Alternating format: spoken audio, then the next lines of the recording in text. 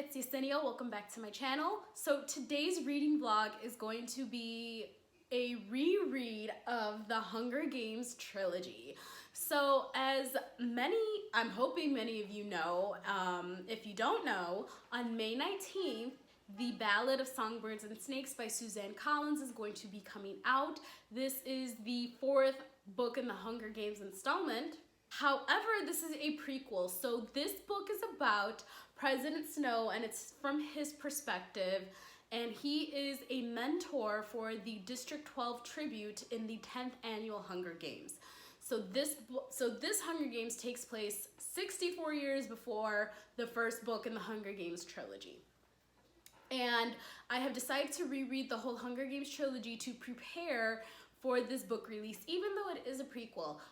As you guys will notice throughout the reading vlog, Katniss, oh god. If you've ever read the first book, The Hunger Games, Katniss has a lot of inner monologue and a lot of thoughts, and the first book primarily focuses on her thoughts. So I will be referencing that throughout this video as I am rereading.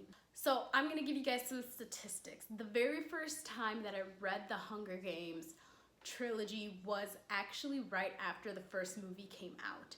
So to give you guys a timeline, the first book came out in 2008 and I had just graduated from high school in 2008. So I was kind of out of touch with the book world at that point. And my sister, may she rest in peace, was recommending me books to read other than Harry Potter. So I was reading like a lot of adult books, I think they're called adult contemporary. So that's why I was kind of out of touch with the young adult world, and I didn't even know that the Hunger Games trilogy or the series existed until the first movie came out. And then my family and I went to go see it together, and I thought that the world was so interesting, and it really piqued my interest, and I didn't even know that it was based off of a book until I did some Googling, and then I immediately bought the whole trilogy on my Kindle. So the very first time that I read the Hunger Games books, I should say, was on my Kindle. I don't own physical copies of these books, and I'm pretty certain I read the whole thing within like a week and a half tops. I actually neglected my kinesiology homework at that time to read the books, which is a big no-no. Homework first, and then read, if you're in college. So, yes, that kind of gives you guys a timeline. So, at the time that when I first read this trilogy, I was a 22-year-old, so I wasn't even a teenager. I know most booktubers were probably teenagers when they first read this book. In my defense, I was actually considered an adult when this book first came out. So there you go. But I mean, I had a different mindset at the age of 22 than I do now as a 30-year-old. So rereading this series has been quite the experience, and you will definitely pick up on that throughout this vlog. But I just wanted to give you guys a little background information on, you know, when I first read it, what my thoughts were. I just honestly thought that this book was so interesting and the concept was so interesting, and my dad is very much into politics, and there are a lot of politics in this book. Oh my goodness. And he never read the books, but he saw the movies, and anyway. But we did have a lot of conversations about all of the politics that happened in this book, and yes, and rereading it again, I'm still shocked at how many politics there are in this book, and a lot of these, you know, politics and these ideas still apply to us today. And, you know, some of the political ideas made me kind of angry. So I'm going to be talking about my thought process in this vlog, rereading the books. I do want to mention, so I have decided to not physically read the books again for this reread. I'm listening to all of the books on Scribd, and I believe Scribd is still offering a 30-day free trial considering the current situation that we are in. So if you would like to give Scribd a try, go for it. I'll see if I can find a link to the app down below. So when I found out that all 3 books were on Scribd, I'm like, well, I'm gonna listen to all of them, because for certain books, the listening experience is just, it surpasses the physically reading. Some books, not all books, however, if you still want to read physically and you're not a big fan of audiobooks, that's totally okay. But I figured, you know, since they were all available on Scribd, why not read or why not listen to the books? And I will say this, I really did thoroughly enjoy the listening experience way more than the reading experience. So I will say that, and I think I got everything for this intro. So keep watching if you want to know my thoughts on the first Hunger Games book. Hey guys, it is currently Tuesday, April 21st, and I'm going to do my very first check-in for this reading vlog. So, I am in the middle of chapter 3 in the first book, The Hunger Games. Oh my goodness, so I have seen the movies over and over and over and over and over. And the problem with just watching the movies over and over and over again without occasionally rereading the books is you forget a lot that happens. So I was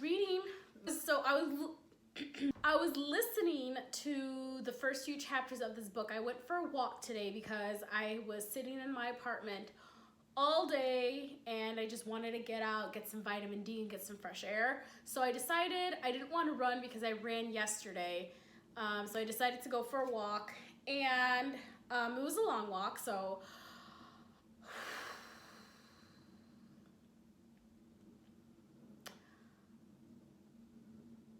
one thing I will say about this book. So the beginning of the movie, it's not a bad beginning, it's not a bad intro, and it does capture, you know, the main point of the first few chapters of the book. However, I forgot like the explanations about the world building in this book and the reaping,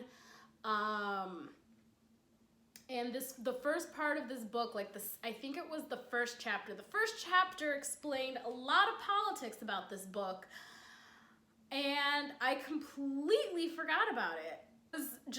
I was angry when I was listening to it because, okay, so I will also put a disclaimer in the title of this reading vlog that this is going to have spoilers. Politics in this book. I completely forgot about this very important piece of information about the world building for this book. So I knew, you know, about the reaping, and you become eligible for the reaping at the age of 12, and then you automatically get one entry in.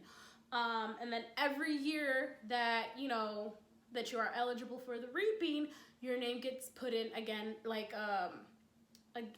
you get more entries in. So you turn 12, you get one entry. You turn 13, then you have 2 entries, and then 14, 3 entries, and then so on.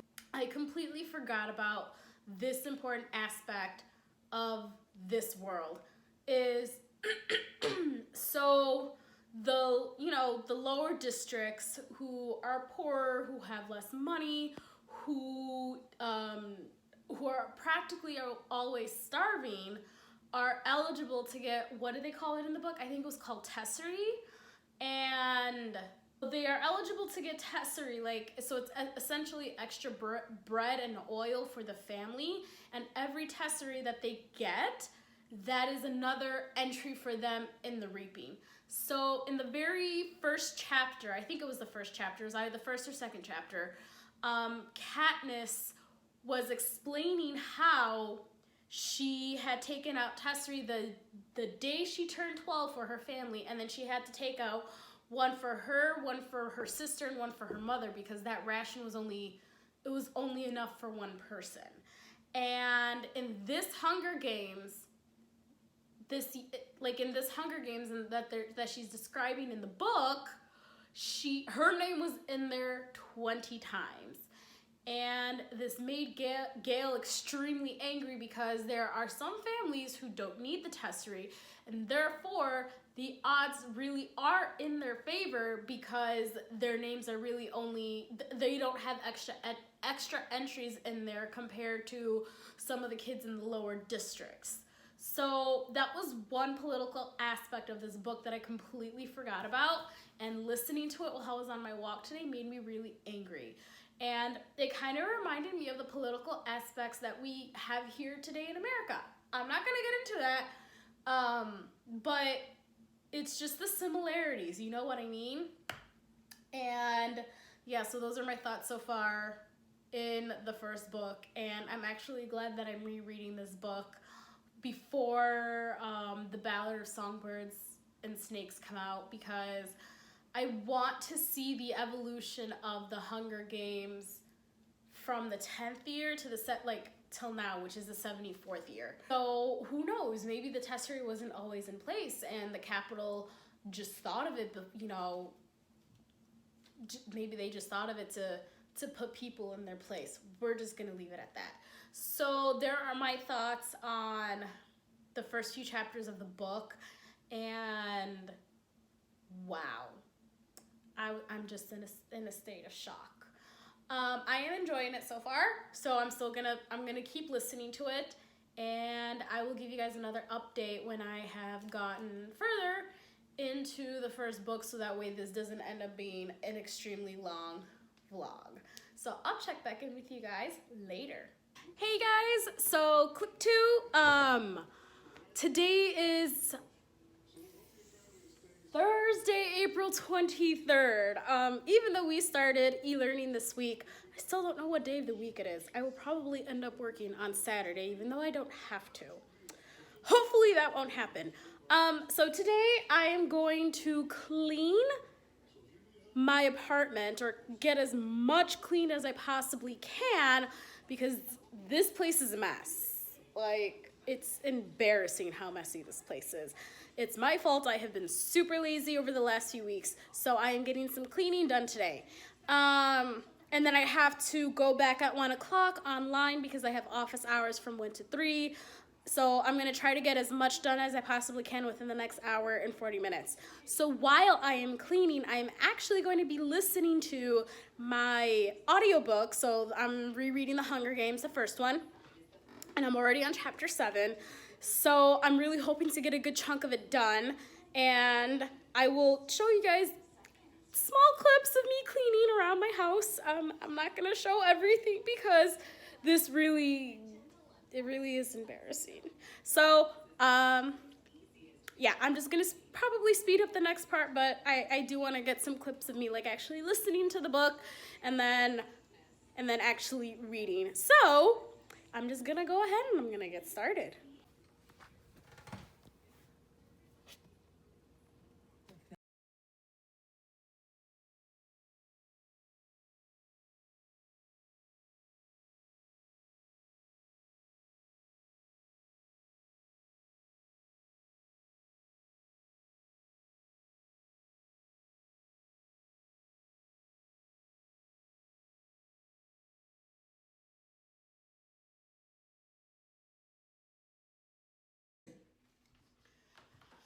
Hey, quick check-in. So, I just got up to the part where Peeta and Katniss are discussing strategies and their strengths with Haymitch so that way he can coach them properly. And Peeta just said that when his family came to visit him, his mom told him maybe District 12 will finally have a winner. And now they're in an argument. Katniss was saying, like, no, your mother was talking about you. And Peeta was like, no, she wasn't. She was talking about you. And that kind of hit me right in the feels. So, yes, just wanted to give a quick update because I don't want to get into too much detail, but I kind of understand how Peeta feels. So, I'm going to go back to listening.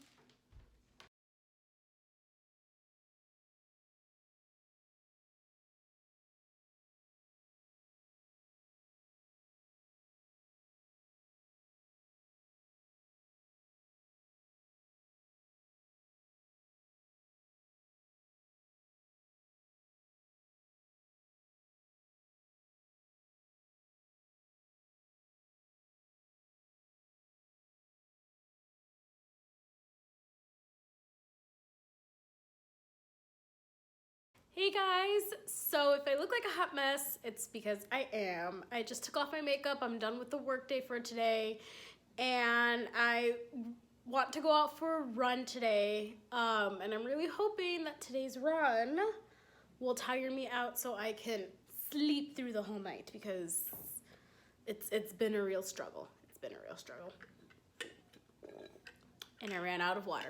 Okay then, so I'm gonna go out for a run, and then I'm going to continue listening to the Hunger Games, and I will check back in with you guys later. This is actually one way that I have been getting a lot of reading in, is going out for runs, and then on Tuesday, I went for a walk. I am trying my hardest not to run every day, because it can be very bad for your knees, and I already have bad knees, and I like working out at the gym because the floors are a lot softer than the concrete sidewalks outside.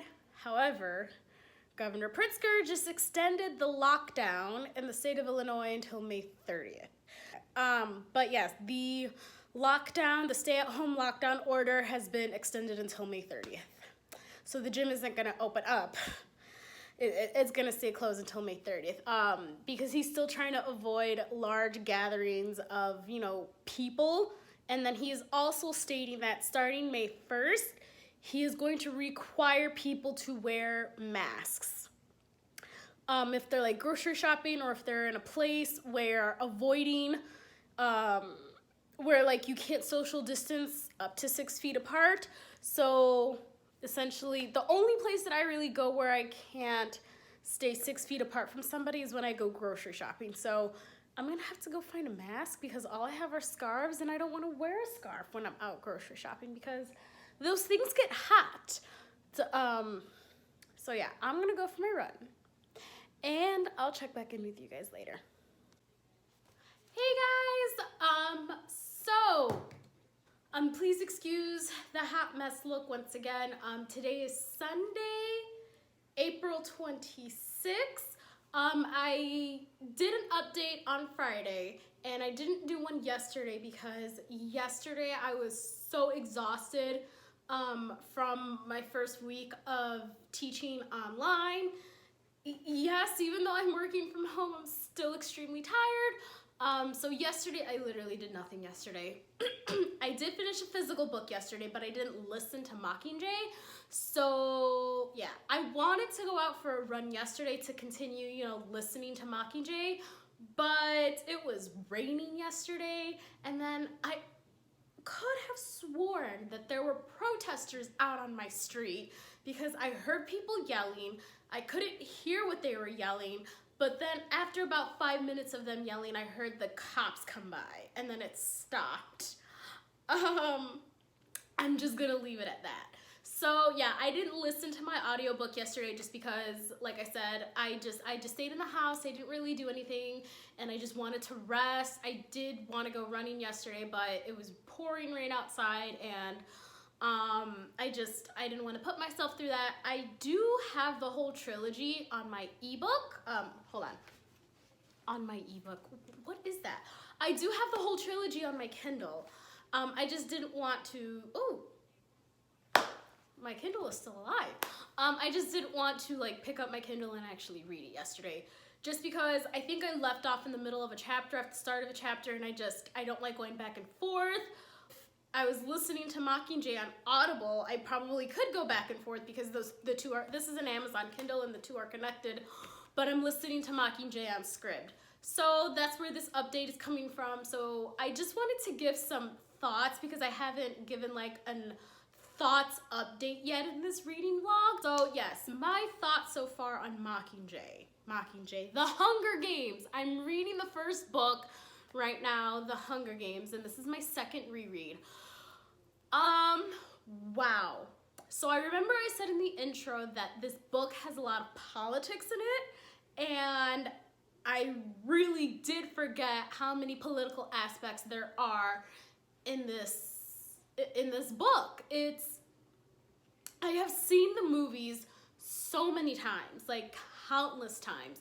I will say though that the movies they really, well, the Hunger Games at the very least did a really good job of following the book. But what I think lacks in the movies is Katniss's thought process throughout the whole Hunger Games experience. That is the one thing that is really missing from the movies. And they can't really capture it in the movies because Katniss, like, have Katniss's inner monologue talking the whole time. Like, that's not the purpose of a movie. But you can do that in the you can do that in the book. And listening to Katniss's thought process throughout the whole Hunger Games experience is just a completely different reading experience in general. You really understand the political, like, this is where you really understand the political aspects of the Hunger Games. It's one thing, you know, just seeing everything and just seeing everything on the screen, and then it's another thing reading it and listening to Katniss's thoughts and understanding it from her point of view. So that is one thing I will definitely say about this book. And it's great to read it from, like, to read her thoughts on everything and how everything is going, and, you know, every little action that happens. Like, so I got up to the part where they're actually in the games and Katniss was looking for water. Like, she was desperately looking for water. I think it was like day 2 in the Hunger Games and she still hadn't found it or something like that. And she asked Haymitch for water because Haymitch can get her water. And her thought process on why Haymitch did not get her water was actually fascinating. I don't know if a lot of people will agree with me on that, but it was like, she was going through the whole process of, like, why is Haymitch not getting me any water? Does he really despise me that much? Does he really hate me that much? Does he really not believe in me? And then the other thought process was, or was I so close to water and Haymitch really believed in me that he really believed that I could find the water? And then it ended up being that she was so close to it, that's why Haymitch didn't get her water. And he saved the sponsor, so, like, she ended up getting a gift afterward from one of the sponsors, and that was something she really desperately needed. It was when she had found the water source, she kind of, like, wanted to set up camp next to that water source, and then the game makers threw a huge curveball. They set the whole place on fire.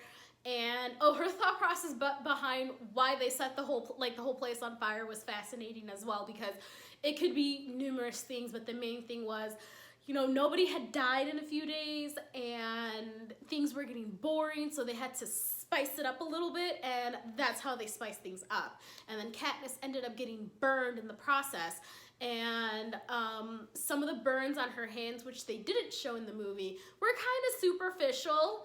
But there was one burn on her calf. I think it was her calf. It was definitely on her leg. And that burn was definitely a 3rd-degree burn. Even though it didn't get down to the bone and the tissue, she needed help with it. Like, a 3rd-degree burn, you have to go to the hospital for a 3rd-degree burn because it penetrated so many layers of the skin. And Haymitch sent her medicine for that. And she was actually really grateful that Haymitch was able to get that medicine for her instead of getting her water. So in the end, even though we can't see it from Haymitch's point of view, you know, Haymitch believed in her in a sense that, hey, you can find water. You're right there. You are so close. Keep going. So that is one thing I will definitely say that really brings the books to life, is that Katniss's thought process behind every little action of everyone else around her. She super analyzes everything. And being a person who super analyzes everything, hello, I can totally understand why she does, especially in this politically corrupt world that she currently lives in. So there's my current update, and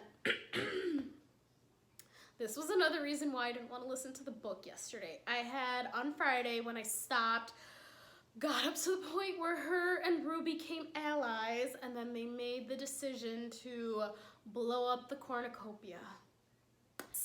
We all know what happens after Katniss and Rue become allies. And I don't think I'm emotionally ready for that yet. However, I am going out for a run today because it is gorgeous. So yeah, I'm gonna go out for a run today and I'm gonna continue listening to my audiobook because I have about 5-ish hours left. There's the update. I will see if I want to give another update later on today or if I'm gonna give an update tomorrow because I definitely know the next chapter, like, I don't know if I'm emotionally ready to listen to the next chapter. Okay, you guys, I will give you guys an update later and I'll let you know my thoughts. Hey guys, welcome back. It is currently Tuesday, April 28th, and I finished listening to the first book in the Hunger Games Trilogy this morning while I was getting ready to go to work. I'm currently in my workspace. Yes. Okay, so I'm gonna try my best to make this quick. I do have some final thoughts. I think the last time I checked in for this vlog was when Rue and Katniss had officially become allies and then they had finally decided to team up together. And that's where I last checked in with this vlog. I went for a run during the next few chapters after the point where Katniss and Rue became allies. So I was running, and I think I got in a good three chapters while I was running because I ran for a long time. And of course, we all know what happens after Katniss and Rue becomes allies. It was so devastating. I didn't start crying right away while I was running, but it was like there was one part where when Katniss started singing to her and then putting like everything together, like I know she covered Rue in flowers. And the one thing I do want to say about this book is that the problem with turning this book in particular into a movie is that, and the narrator actually did say this at the end of the audiobook, she kind of gave some thoughts on it, and we both have the same thought process in the fact that this book really is in Katniss's head. Like, it's pretty much all of her inner monologue and her thought process behind why the Capitol made this move, and why did Haymitch make this move, and why did Peeta make this move? Should she make this move? Should she not make this move? So this first book was really all about, like, it was essentially world building, but it was in Katniss's head. Like, the world was building and Katniss, but it was like from the perspective and thought process of Katniss. It wasn't just like descriptions of the world. That's where the world building for this book came from. So it was really interesting to see that. And the reason why I started crying was because, as much as it pains for me to say this, but this is very true, Rue's death did serve a purpose. There was a reason why Rue died, and the reason why she died was because she was forced to participate in a broken system that there was no way for her to ever get out of. There was just no way. She stood no chance. The odds were definitely not in her favor in this, but she was still forced to participate in this broken system. And that was the main reason why Rue died. It's just, that's what really got me crying. That was the main reason why I started crying, because it's not fair. Rue was at a disadvantage from the beginning, and that was the reason why she had to die. Like, that was kind of like, I don't want to say it was the start of the rebellion, but Katniss's thought process changed, like really changed after that, especially covering Rue in the bed of flowers and then doing, you know, that sign and everything. So that's what started it all. So I really hate saying that, but it is true. Like, that's Rue's death did serve a purpose. So getting past that, and then I finished the book this morning. So I only had a few hours left. It was about 3 to 4 hours. So I just tried my best to crank them out over the last few days. It really surprised me how much the movie changed a lot of things towards the end of the book. So I honestly thought that, with all things considering, the movie did a really good job of capturing most of the important highlights of the book, I felt like I don't want to say completely changed the ending, but they really did change the ending greatly. There were a lot of aspects in the ending that were tweaked, but they were like really tweaked. Like, for instance, Kato's death. So in the movie, Kato, had Peeta in that headlock, and then Peeta, pointed to the hand, and then Katniss shot the arrow into Kato's hand, and then Kato fell into that pack of ravenous wolves. And then in the movie, she immediately killed him. In the book, she didn't immediately kill him. They both thought that the wolves were just gonna completely tear Kato apart, but in the book, Kato had a protective body armor on. But in the movie, he didn't. So, I know, they didn't want to drag it on in the movie, and they had to cut and alter some scenes, but, like, that kind of, like, got to me. I'm like, really?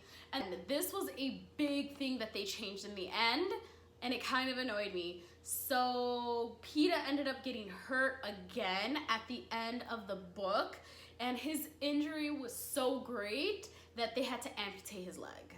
And that just really shocked me. So yes, going on. So that part just really shocked me because that's kind of big for a character, and Peeta is not like a side character like Gale. Gale's a side character, but Peeta's more important. And to kind of take out that detail, I didn't appreciate that.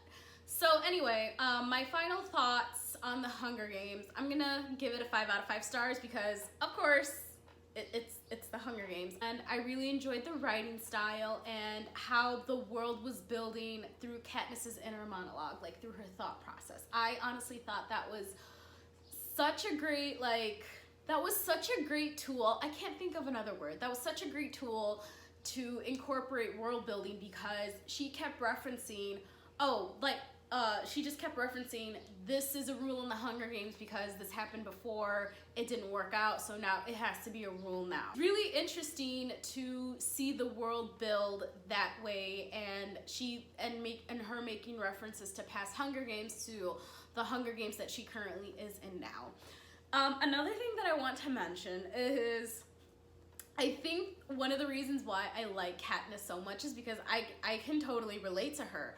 She's a very logical person, and when a situation arises, she tries to look at all of the possible solutions from every single angle. I am that kind of person. Like, I try to look at everything from a logical point of view. I always try to find some kind of logic in every situation that has multiple solutions.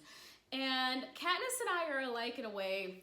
So throughout the whole story, she was thinking about Peeta and his decisions and his logical decisions and why he made those decisions, and she was fighting with her feelings for Peeta. So at this point, she didn't realize that Peeta was actually in love with her. Mention this. So Haymitch at the end was telling her the Capitol, obviously the Capitol's not happy with you. They're not happy with how you showed them up, and you have to, he told her, you really have to play this I'm so in love with Peeta story, and they really have to believe it so that way they can both stay out of trouble. And then in the book, Katniss asked Haymitch, well, did you talk to Peeta about this? And Haymitch said, I didn't have to. She didn't understand that the reason why he didn't have to talk to Peeta because Peeta was not actually playing. He really loves her.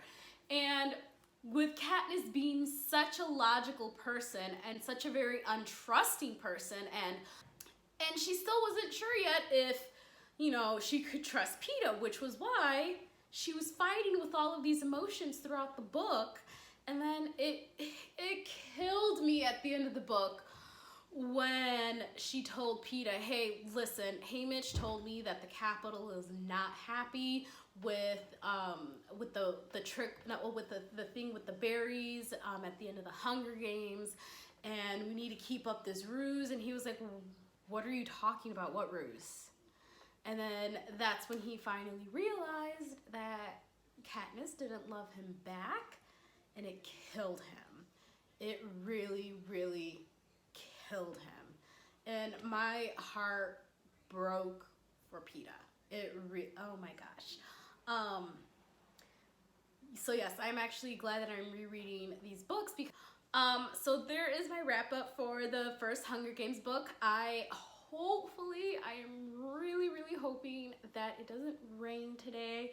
I want to go out for a run. I'm trying to run every other day so that way, you know, I stay in shape, and then if I go out for a run today, I can start catching fire on the run and then like get a good hour chunk in. Okay guys, thank you guys so much for watching my vlog. I really appreciate it. I hope you join me in rereading the Hunger Games.